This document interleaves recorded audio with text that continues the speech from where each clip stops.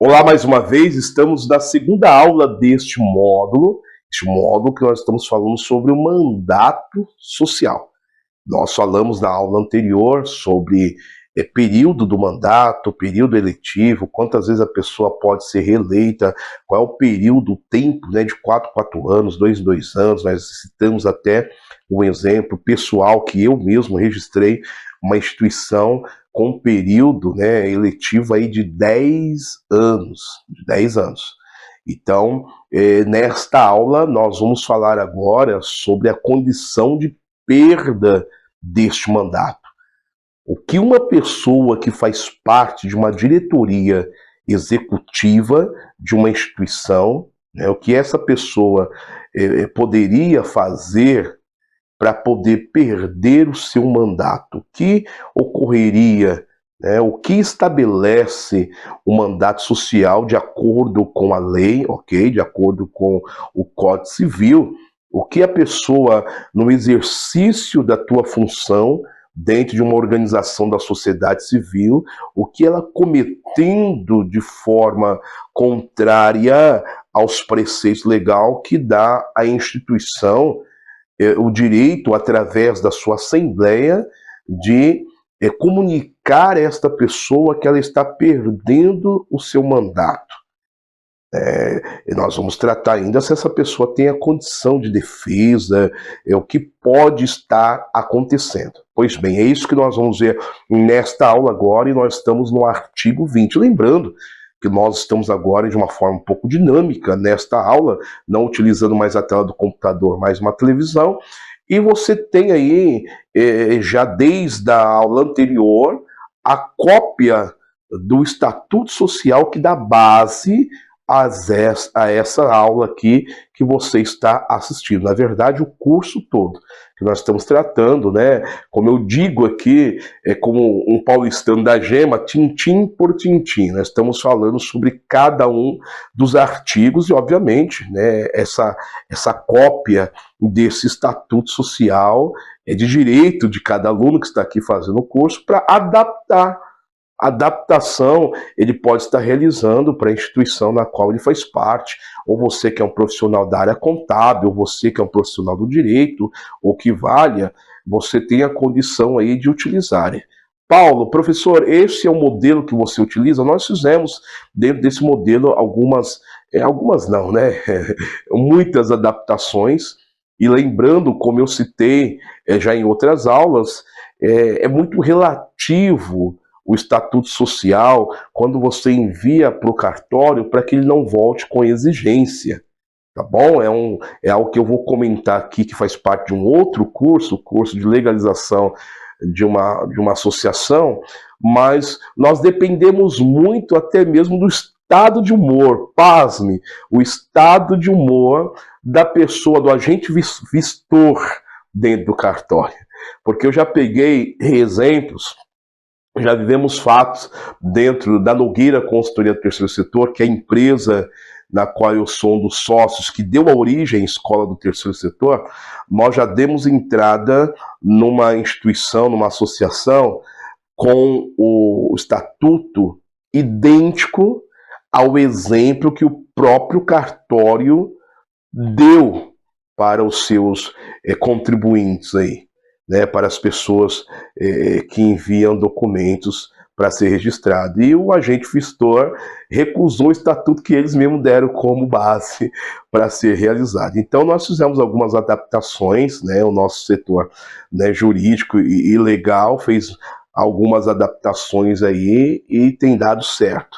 Mas mesmo assim, vez ou outra a gente precisa mexer em alguma coisa, porque dependendo do cartório na qual vai o documento para registro, ele tem, né, o agente vistor, ele não gosta de alguma coisa, ele quer que você mude.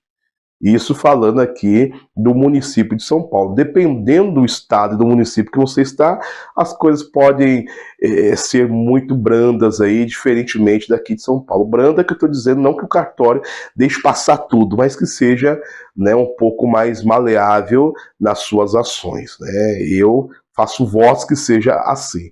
Então nós vamos falar agora sobre a perda do mandato.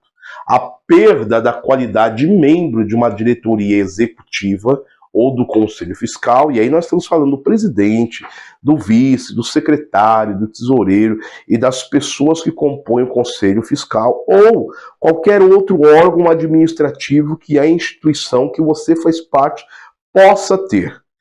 Porque, repito, existe organizações da sociedade civil, trocando em miúdo aqui, uma associação que tem mais órgãos administrativos do que apenas a diretoria executiva e o conselho fiscal. Então, não importa quantos sejam o número dos órgãos administrativos. Todos eles vão ter que seguir a mesma regra, tá bom? Então, a perda da qualidade de membro da diretoria executiva do Conselho Fiscal será determinado por quem? Pela Assembleia Geral. Lembrando que a Assembleia Geral, ela é, de fato, o maior órgão, dentro de uma associação. Não existe poder maior que a Assembleia Geral. E a Assembleia Geral, você sabe que ela é composta por todos os associados, seja eles associados fundadores, associados beneméritos, associados contribuintes, associados beneficiários, ok? Não importa quais os tipos, a classificação dos associados, mas todos eles juntos compõem a Assembleia Geral. E essa Assembleia Geral, quando convocada de forma ordinária ou extraordinária, que pode aí determinar a perda do mandato de uma pessoa dentro de um órgão administrativo. Então, por exemplo, a diretoria executiva, o presidente simplesmente ele acha que tem que dar aí ao tesoureiro a perda do seu, da ocupação que ele tem na instituição. Não, o presidente não tem esse poder.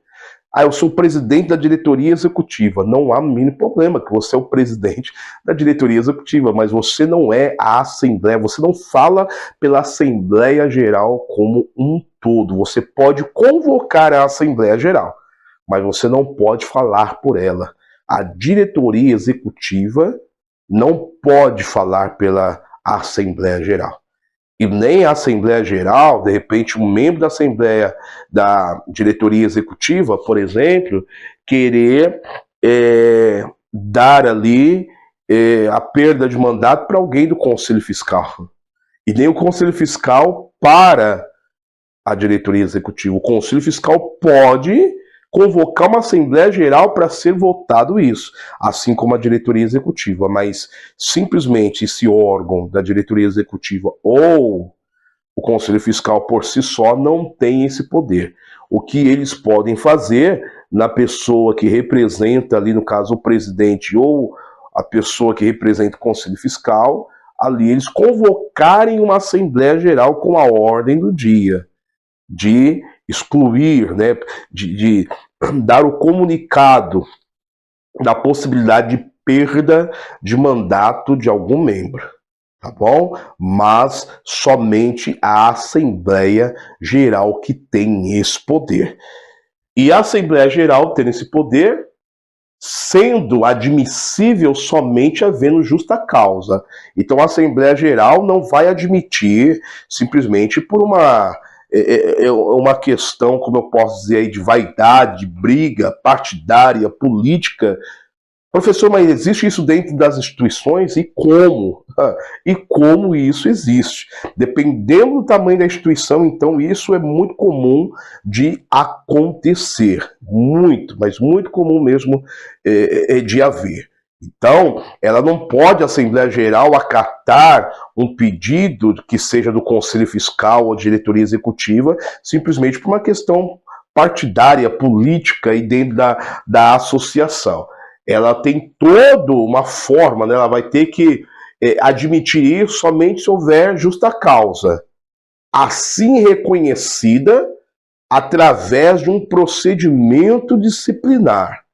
Então, a ação desta pessoa que está sendo ali em Assembleia Geral, tendo o teu cargo em voga por conta de alguma ação que ele realizou, vai passar pelo crivo da Assembleia Geral.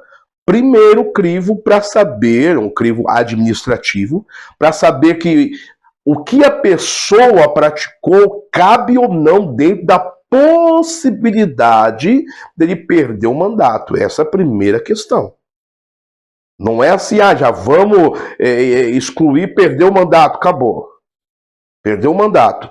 O perder o mandato aqui, deixa eu deixar isso bem claro para você, aluno, anota isso. Perder o mandato dentro de uma diretoria executiva ou conselho fiscal não é a mesma coisa que ser excluído da instituição.